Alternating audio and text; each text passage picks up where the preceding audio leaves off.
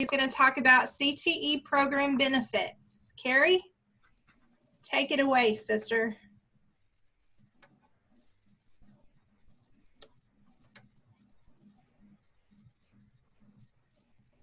Maybe.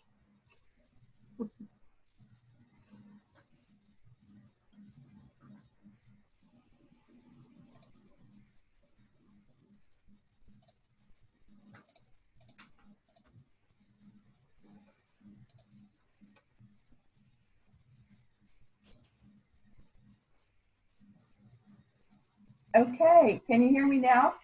Yes, we can hear you. Oh my goodness.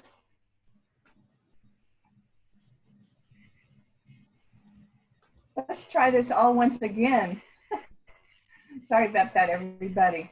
I have a feeling we're going to be saying that a lot over the next couple of days, unfortunately. But so here is what I get to share today, and I think this is probably the best part because we get to talk about what are the benefits of being a career tech BMITE teacher. So one of the things that we've already talked about is the leadership for Oklahoma Career Tech, because we had Dr. Marcy Mack was with us earlier, and she gave the welcome to. She's our state director. Dr. Becky Foster is the chief of staff, and we don't have a lot of contact. You probably won't have a lot of contact with Becky, but she works closely with Dr. Mack.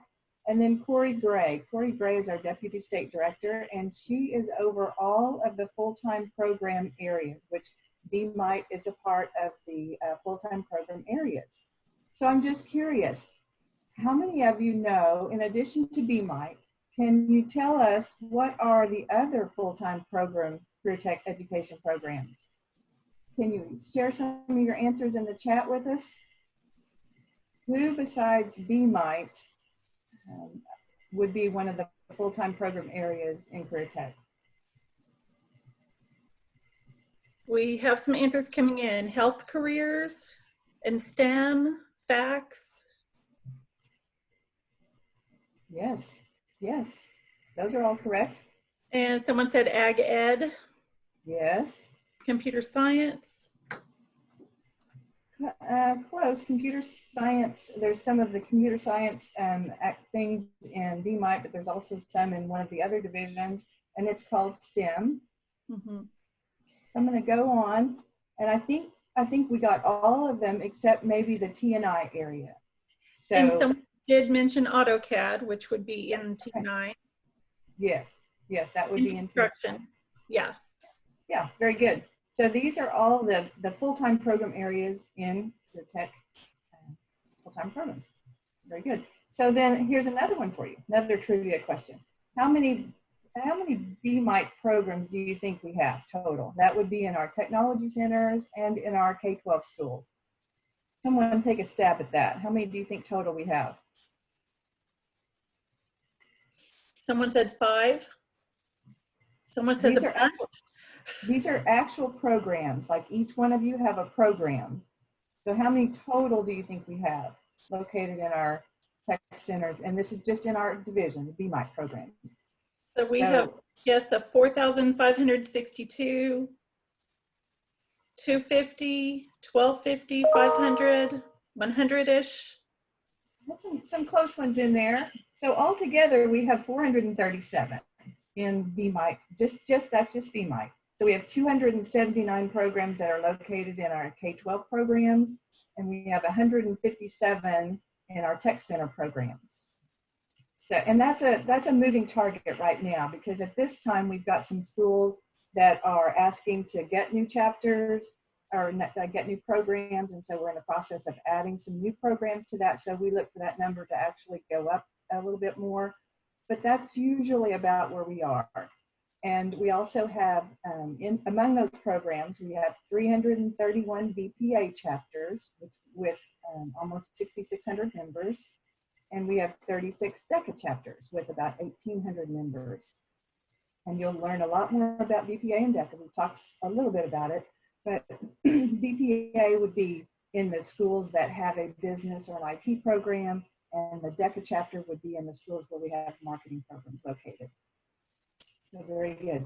So let's get into some of those benefits. What are some of those benefits of being a career tech program? First of all, we think we're a benefit to you. We think that our team is one of those touch points that you have where you can get some of that support that you need and get your questions answered. And above all, we are your advocates, because we feel like if you're not successful in your classrooms, that is a reflection on us, that we're not doing our job, that we're not helping you like we need to be helping you. So just knowing that you've got someone that you can call if you have a question or you have a concern, we want to be there for you and help you through that. If you have a concern with your classroom situation, or something's going on with your school that you're not comfortable with, or you just simply have a question, that's what we're there for. And Christy's already explained to you how we're set up as far as we've got regional specialists, and that we are divided by career cluster areas. But one of the things that I like using this picture, because in our office, we do like to have a little fun once in a while. And Marcy did refer to our BMITE team as being BMITE. And just a little history there, you know, the BMITE group and the marketing group used to be separate divisions. And it was determined that marketing really fit in well with the business and IT curriculum. And so it was determined that we would combine the two divisions and make it into one. And for the first year that we did that, I can just remember when we had our first teacher academy, the signage that we had. I'm sorry, I've got a fly that's flying around, and that's why I'm not really just, you know, waving randomly. But we had signage that was made to help direct teachers to where they needed to go for registration and all these things. And the signage was BMITE /me. So it was BMITE registration and BMITE and all. And you know, we after looking at that, and after having several people comment, is this really us? So we decided it might be better for us to change our official name to BMITE, Business Marketing and IT Education, rather than going around telling everyone BMITE is our division name. So we made that change, but we still hang on to that, and we still are really fond of our background and our history with that. So if you hear us snicker about that from time to time, that's part of our history. So Christy did show you the map, and I just wanted to bring it up once again. This is all available to you. Once again, we keep saying CTU, and Christy's going to share with you in our next session how you find all this information in CTU. But all of our presentations, for example, this presentation is going to be available to you on CTU, and she's going to show you where you can go and find that. And we're going to continue to go back and refer to and show you where you can get this information.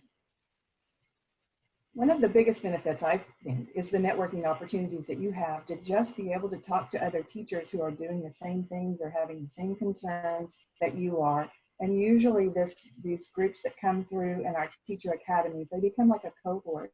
And you really remember those people that you came through teacher academy. I remember back when I went through the teacher academy a few years ago. I still am really good friends with that group of teachers that came through that academy with me. And I think you're going to find that. And I'm hoping that even though it is virtual, that you're still going to make those connections. And we're going to try to give you some opportunities to make some of those connections with your peers. Funding is a big benefit for K-12 programs. This is just specific to the K-12 programs. There is some funding set aside that goes out to you, to your program. The first is the $2,200 salary supplement that's added on to whatever your contract is at your school. And they disperse those funds when they give you your salary. That's added into your salary now. And then there are program funds. We call those 412 program funds. That's the coding that's associated with those funds. And I'm actually sorry to say that this year it has gone down slightly from where it was last year. That amount tends to float depending on the state budget and the state situation. And unfortunately, right now, we are in a really sad situation. And we are tied to state funding from year to year. So it has gone down just a little bit. It was $13,500 and $6,500.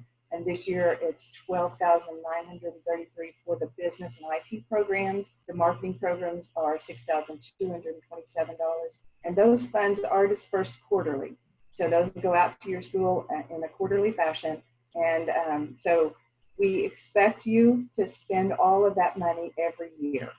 So that's a terrible thing to have to do. I know that's a tough burden that you have to bear, but you need to spend that money every year. And let me tell you why. If you don't spend that money, if it sets in that account and doesn't get spent one year, your school may or may not roll that money into your next year. You know, we've had it done different ways at different schools because, you know, generally a school zeroes out their budget and they start back over the next year. So you may or may not have access to that money the next year. But the main reason is that all of this money is coded and it goes back in a report to the legislature. And the legislature can tell if you are spending that money or not. And so when we go to the legislature and we ask for more money for our programs, if you're not spending that money, then there's no reason for them to want to continue to fund this money for you to spend in your programs. And this money is actually intended to be used towards technology, curriculum, resources, things that would be above and beyond what your school would normally supply to a regular classroom. We ask you to be up to date on your technology and your curriculum and your resources. And so this money is intended to go towards that end to help you meet those requirements of being a career tech program. So in other words, you know, it's not for things like furniture, classroom desks, things that would normally be in the classroom, electricity, all those kinds of things the school should be providing. This is specifically for you to get computers, any type of equipment that you need, depending on what type of program that you're running, software, whatever it is, that's what this money is set aside for. And whatever you use it for, whatever you spend it on, it must be located in your program. For instance, you couldn't purchase a large screen TV and put it down in the commons room for a video that's going to be playing about your school or whatever. That, if you're going to buy a big screen TV, it needs to be located in your classroom. That makes sense. Okay.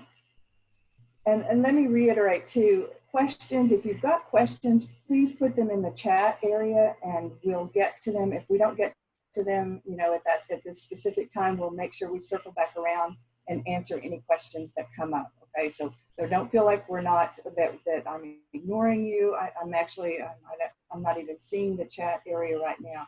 So I know that the staff is monitoring it, and if I don't get the questions answered, we'll come back around and answer them. So we definitely want to answer your questions. So I don't want you to feel like I'm ignoring any questions that you might have. So for a tech center, the funding is completely different. It's set up based on a tax base, a tax millage, and some of the monies on the K-12 schools, it's flow-through money for us. So whatever we get from the state to fund our K-12 programs, it goes directly into the classroom.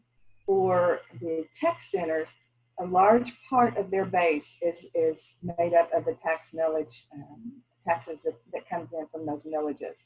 So that's where the primary funding, and it's a wonderful structure, by the way. They're very well funded in most cases. Some of the smaller ones, those tax bases aren't quite as large as those bigger districts like the Francis Tuttles and the Moore Normans. They're going to have a better tax base than those rural technology centers.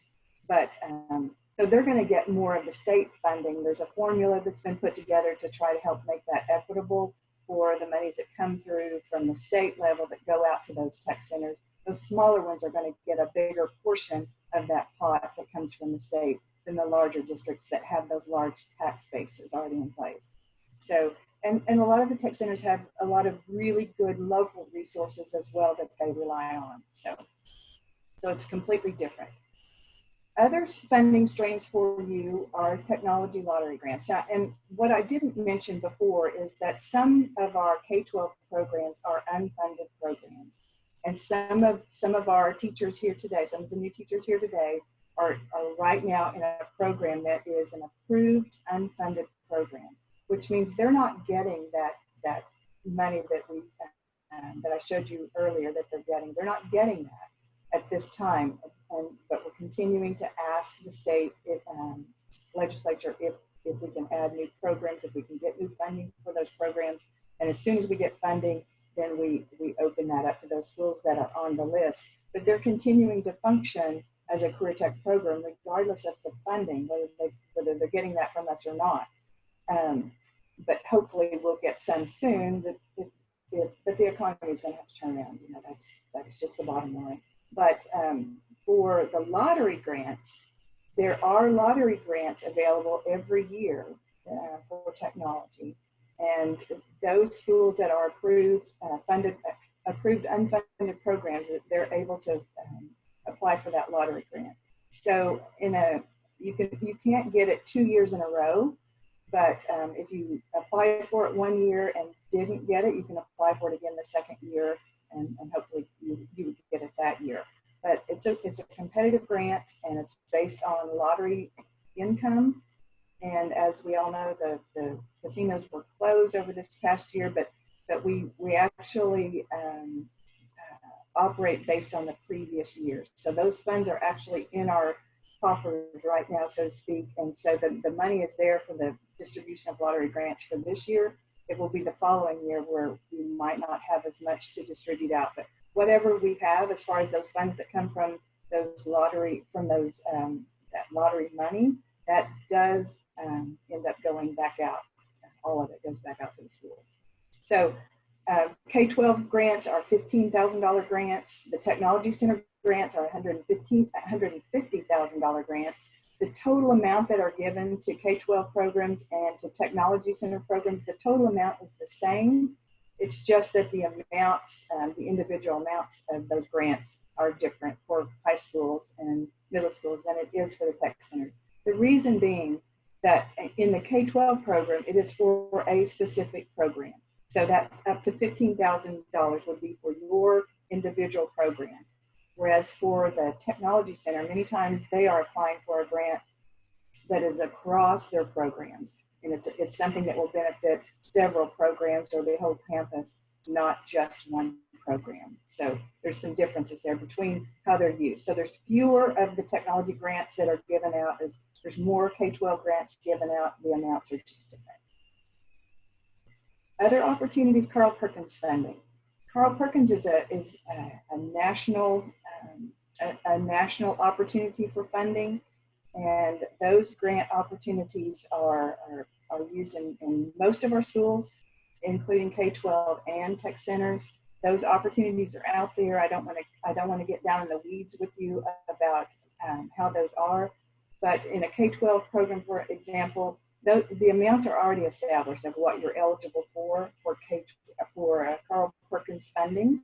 And the more programs, the more career tech programs that you have in your K-12 school, and the more population you have, there's a lot of different factors that play into how much you're actually eligible for, but that money is sitting in a pot waiting for you to ask for it if you want it. And when I say you, it's your school. Your school asks for that pot and determines how it's going to be used, but know that it's there, and a lot of our programs benefit from the money that comes from Carl Perkins. Okay, so I've put some websites on the slide so you could go out and do some more research on that, but there's someone at your school that would be the person in charge of figuring out the Carl Perkins allocations. One of the other benefits is that all of our courses are industry aligned. So we are aligned to certifications. There's several different certifications that we align to, but every one of our courses has been aligned to some sort of industry certification. These are just some of the ones that we work with.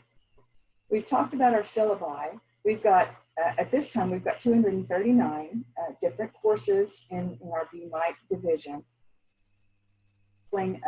Of some of the ones that are used a lot, but this is the format you will find all of our syllabi in. They're all the same, and tomorrow we're actually going to delve deeper into the actual syllabi themselves and talk about the different components and what they mean and how you are going to turn that around and make that your syllabi, because this is what you're going to teach from.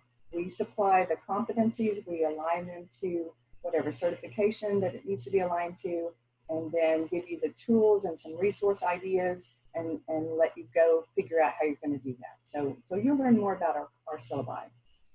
So we have lots of resources. Besides the syllabi, we have testing guides put together that are developed for each of our career cluster areas. And they're broken down by courses, and you can go in and just have a quick look at what are the test requirements for each of the courses that you're teaching. So all of these resources are going to be housed in CTU once again, and this is the website where you would go to, the location here. And Chrissy again is going to show you how you can find all of these different resources in CTU.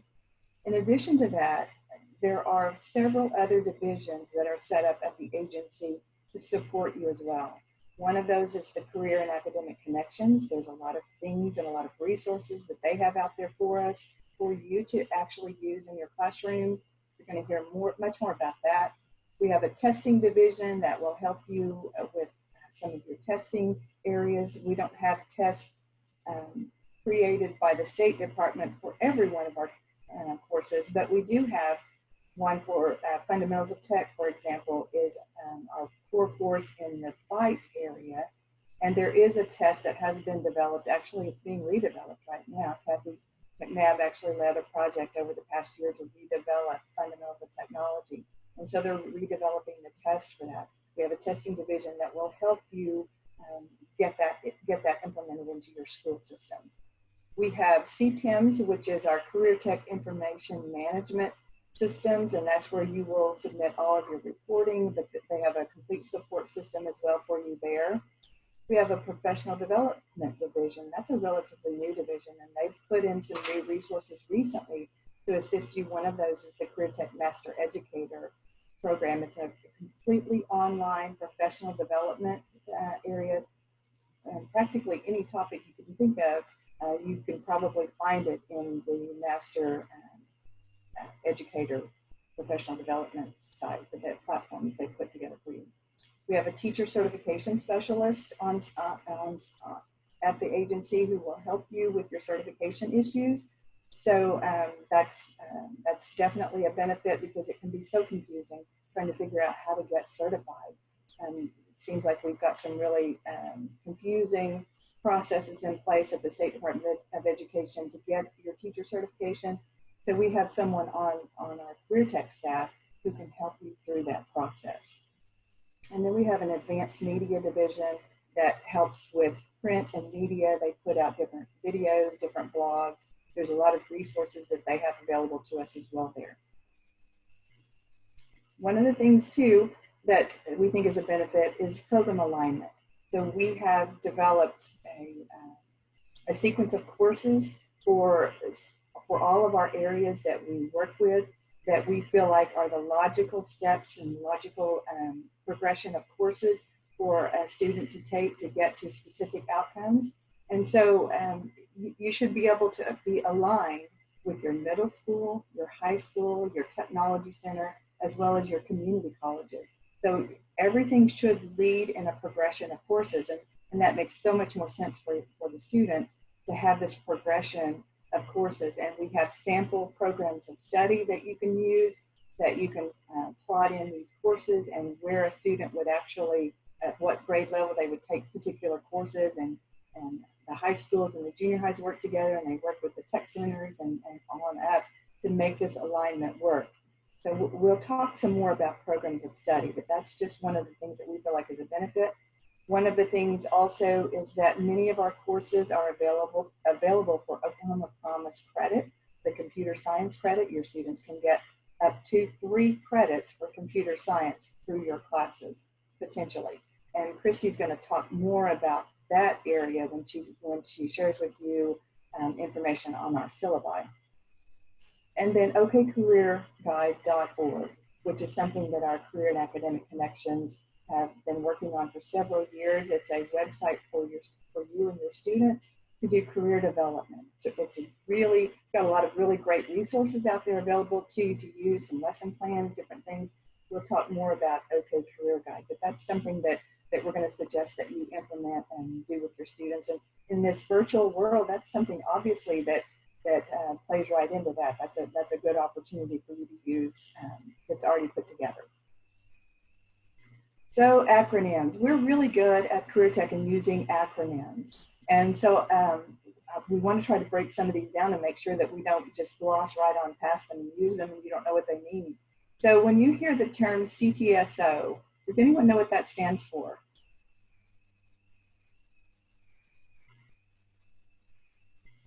Can someone share an answer there in the chat? What does CTSO? We've got two people, Career Tech Shout Out or Career Tech Student Organization. There we go. Well, shout out to the Career Tech Student Organization. So yes, that's what it is. So what two CTSOs, Career Tech Student Organizations, do we have in BMITE? We talked about them. There's one in business and IT and one in marketing. Who remembers what that is?